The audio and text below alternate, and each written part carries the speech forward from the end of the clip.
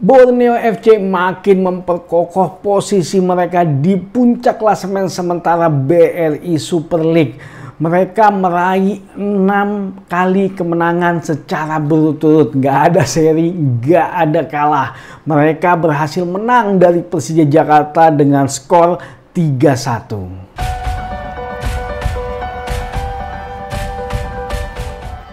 Borneo FC yang bermain dengan menunggu dan mengandalkan counter attack sangat berhasil mengeksploitasi lini pertahanan dari Persija Jakarta yang kali ini menurut gua bertanding dengan tidak sebagaimana mereka bertanding sebelum-sebelumnya.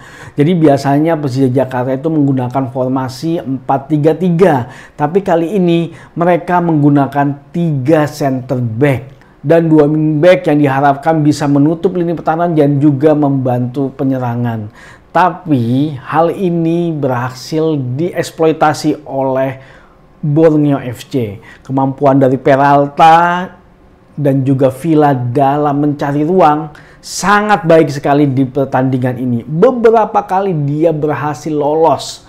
Dia berada di ruang antara wingback dan juga center back-nya dari Persija Jakarta. Wingback mereka yang kadang-kadang telat turun selalu berhasil dimanfaatkan dengan baik oleh Peralta maupun juga Villa. Dan inilah yang membuat Persija Jakarta sangat kewalahan sekali melawan serangan baliknya dari Borneo FC.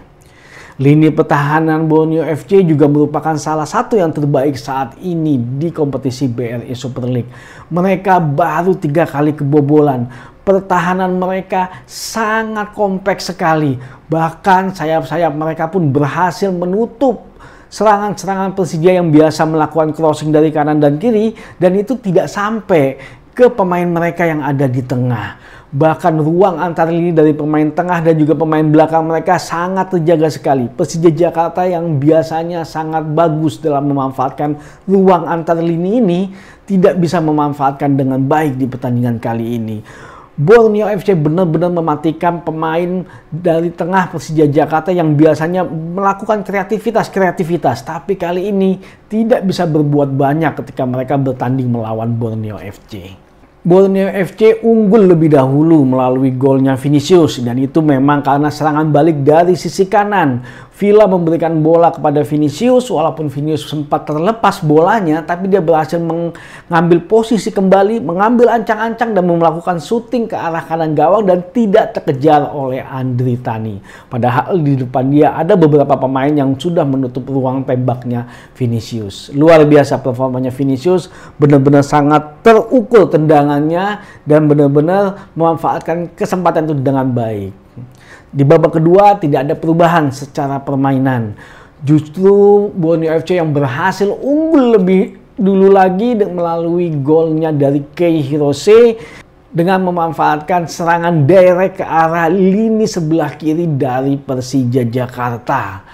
Di situ Villa berhasil memberikan umpan terobosan yang sangat bagus sekali. Kalau menurut gua, Kei Hirose tidak offside dan akhirnya berhasil melakukan finishing dengan baik ketika sudah berhadapan dengan Andri Tani. 2-0 untuk Borneo FC. Dan lagi-lagi transisi dari Borneo FC berhasil membuka keunggulannya Borneo FC menjadi 3-0. Tendangan dari Coutinho berhasil merobek jalannya Persija Jakarta melalui tendangan awal yang berasal dari Villa. Villa memberikan bola kepada Fajar dan Fajar memberikan bola kepada Coutinho. Nah, sedangkan di menit-menit akhir babak kedua, Persija Jakarta berhasil mengejar ketinggalan melalui gol sundulan dari Gustavo Almeida. Ya, walaupun memang gol itu sudah tidak mempengaruhi hasil dari pertandingan di mana Borneo FC sudah dipastikan meraih 3 poin. Pertandingan ini berlangsung dengan penuh intensitas yang tinggi. Beberapa kejadian terjadi di pertandingan ini. Cukup tinggi tensinya, terjadi perdebatan antara pemain dengan pemain, perdebatan antara pemain dengan wasit, dan itu memang akhirnya membuat pertandingan sedikit tertunda dan harus mengalami perpanjangan waktu sampai 8 menit. Bahkan ketika perpanjangan waktu pun masih terhenti juga karena beberapa insiden. Manajemen dari Borneo ada yang kena kartu kuning dan juga Persija juga ada yang kena kartu kuning. Karena memang tensinya sangat tinggi sekali. Nah, di pertandingan ini gue melihat bahwa memang Persija Jakarta masih mempunyai permasalahan yang cukup besar, yaitu terkait dengan transisi negatifnya mereka. Mereka ketika kemarin melawan PSM, mereka juga tidak berhasil menahan serangan baliknya dari PSM. Nah, sedangkan di pertandingan kali ini terbukti lagi bahwa Persija Jakarta secara transisi negatif tidak berhasil sama sekali, sangat tidak optimal. Borneo FC memperlihatkan bahwa serangan balik mereka berhasil mengeksploitasi lini pertahanan dari Persija Jakarta. Sebenarnya Persija Jakarta juga bukannya tanpa peluang, banyak sekali juga sebenarnya peluang dari Persija Jakarta. Tapi performa dari lini pertahanan dan juga kipernya Borneo FC Nadeo membuat sepertinya pemain Persija Jakarta agak frustasi juga. Dan ini akhirnya yang membuat memang permainan jadi tensinya tinggi gitu. Nah, sebenarnya ada yang mau gua highlight satu lagi, yaitu terkait dengan performa dari Fajar Fatur Rahman. Luar biasa pemain muda ini. Dia tidak hanya piawai dalam melakukan pertahanan, tapi dia juga piawai dalam melakukan serangan. Dan ini membuat Alan Cardoso itu harus diganti, karena seperti tidak optimal ketika dia harus berhadapan dengan Fajar Fatur Rahman.